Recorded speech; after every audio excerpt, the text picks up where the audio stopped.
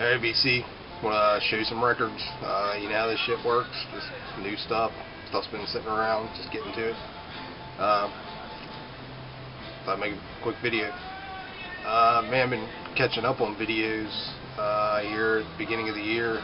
Was January 5th, and videos are flying up already. Yeah, everybody picking up stuff, man. It's great. Starting off the year strong, it looks like. Hope it continues. Alright, started, went out yesterday, hit a record shop, picked up a couple things, nothing real major, but I thought I'd show some of them, and like I said, some other stuff been listening to. Got this yesterday, the Animalization.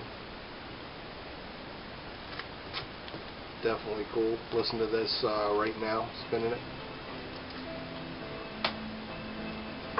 I had a friend over for the holidays. We were down here just pulling records off the shelf, checking stuff out, and I pulled this one out. Hadn't heard it forever. Surf Punks. Had this on CD and actually found a sealed copy for $2. And it's probably like 6-8 months ago I found this. So we decided to crack it open and listen to it.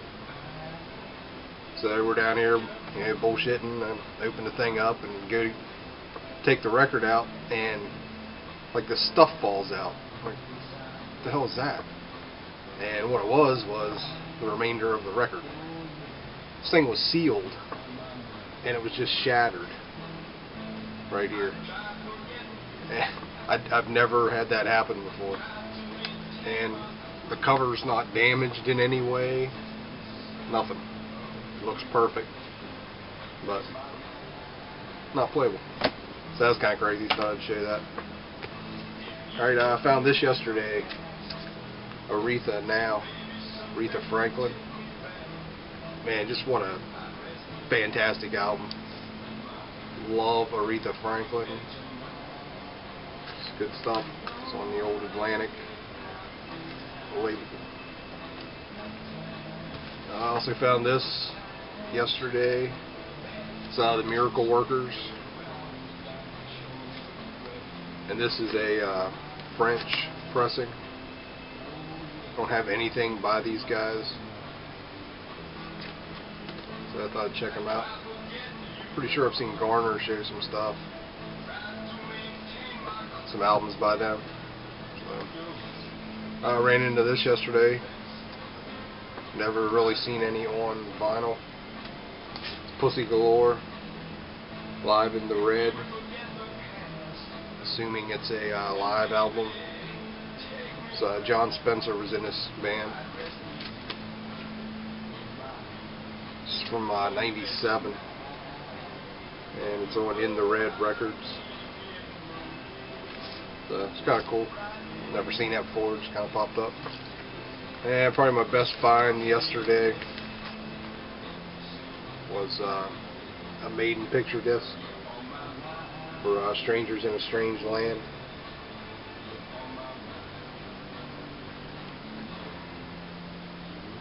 So that's kind of cool. Didn't have this one. They actually had like 4 Maiden picture discs in there, and I had the other 3. Grabbed that one. That's just a cheap find. I like the cover, and actually it's not bad. It's a theme song from Green Hornet, the Mexican Brass.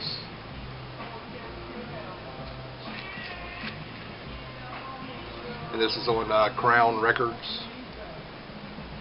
Just watched Zach, he was showing some records on Crown. He says he really likes that label. And actually this sounds really good too. For its age, nice and quiet, and you know, production is really nice.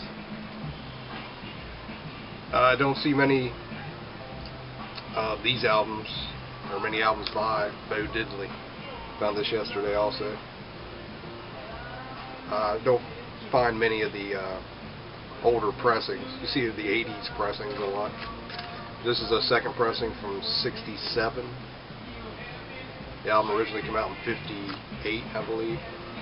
But that was definitely cool, so I grabbed that. I think it was like $5 or $6, man. I couldn't pass that up. like Bo Diddley. This album I grabbed at FYE, and I mainly grabbed it because I saw somebody in the BC show and it looked really cool, and I remembered the band, you know, listened to them a little bit years ago. I think Sarah showed it, if I remember right, and it's Sleep. It's a Dope Smoker. Just that doomy, stoner, whatever you want to call it. Just very slow, heavy, and thick. And it's actually one song. It's the sides 1, 2, and 3 are the song Dope Smoker. And then the last side has some live stuff on it. 2 live tracks. But this is a fantastic package, gatefold. That one showed, it's been shown before, but maybe a couple people. And it's on purple vinyl. But I was kind of surprised to just find that in an FYE, so I went ahead and grabbed it. Grabbed this over the summer at a garage sale. The Lipstick Killers, Mesmerizer. These guys were Australian, if I remember right. And this is a live recording. And I kind of looked these guys up just real quick, and I'm thinking they didn't have any actual releases. This was it, just a live thing. And it's from the 80s. Can't remember the year, there's no year on it. But cool stuff.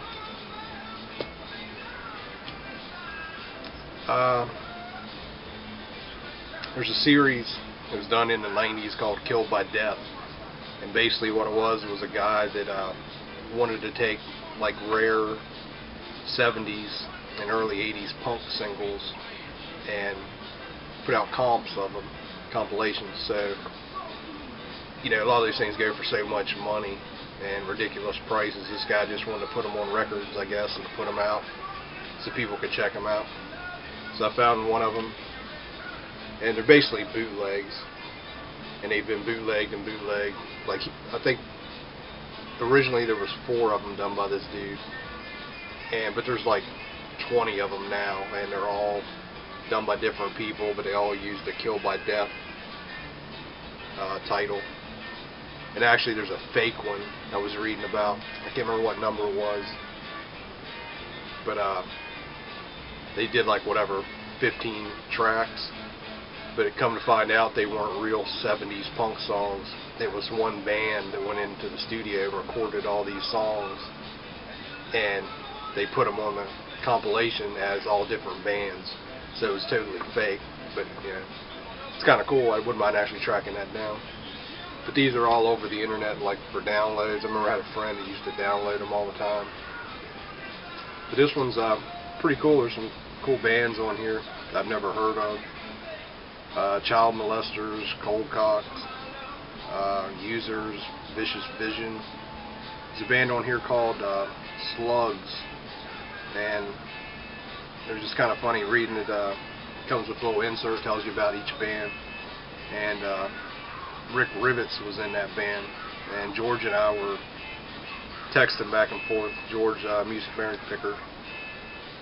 American Music Picker, holy crap, it's late.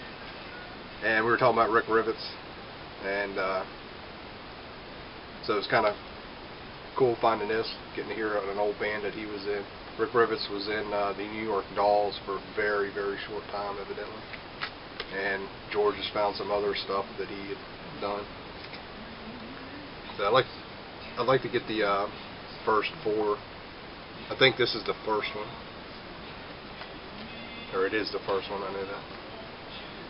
I grabbed this at a record show, I think, the Ron Chat's scrapbook. And this is an all-female band from New York, and they basically moved from New York to LA to make it or whatever, and never did.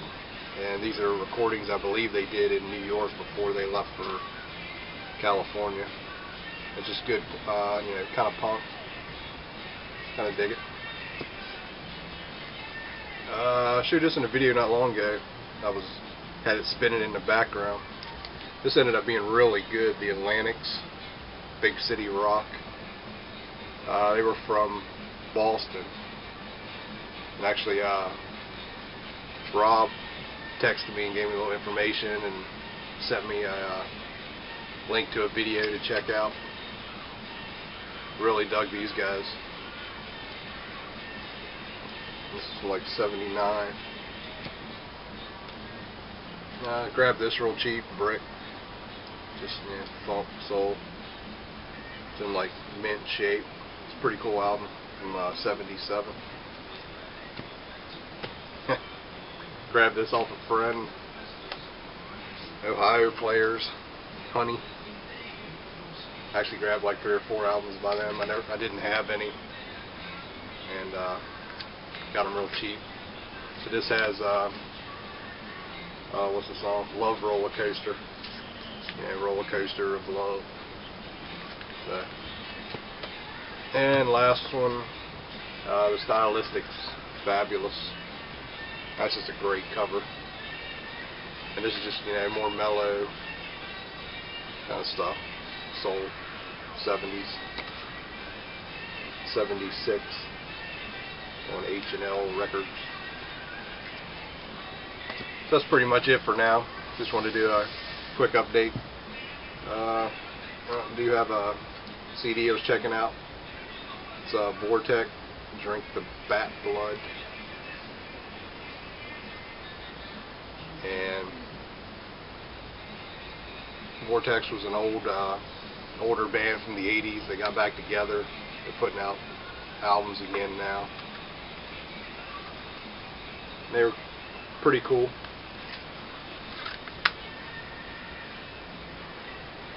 And this is on Mighty Monster from 2010. I got a couple new DVDs and a Blu-ray. Had a coupon for Best Buy, so I grabbed these. They weren't real expensive to begin with, plus with a coupon they come down to a little bit of nothing. Went and just got the new Metallica live, wanted to check it out, see what it was like, and I don't know, I was talking to LJ about this. It's a shame, man. It's just whoever taught Hetfield how to sing properly has just ruined this band, because he can't sing anymore. Or he does sing, I guess. He doesn't have any balls anymore. And the music sounds fine. It's just I cannot stand him singing anymore. I want to hear him growl and be Hetfield. And I grabbed this. It looked interesting. The Who, Live in Texas 75 on DVD. And it's definitely cool, but it's very raw. And like only a couple cameras. And it looks like maybe the footage from the like the screens that they use, at the arena for the audience. And the audio is pretty thin. Overall, it's not the greatest DVD. If you're a big Who fan, you'll dig this. If you're casual, you're not going to dig it. But I liked it. I mean, I definitely like the Who. I don't know if I'll watch it again or very much, but it's cool to have for the collection. And I guess that's about it. So I just want to kind of jump in and show what I've been listening to and a couple new finds. So, thanks everybody for commenting and subscribing. And 2013's off to a roaring start already by watching all the videos, man. Everybody's out there hitting it already. Very cool. Alright, thanks everybody for watching.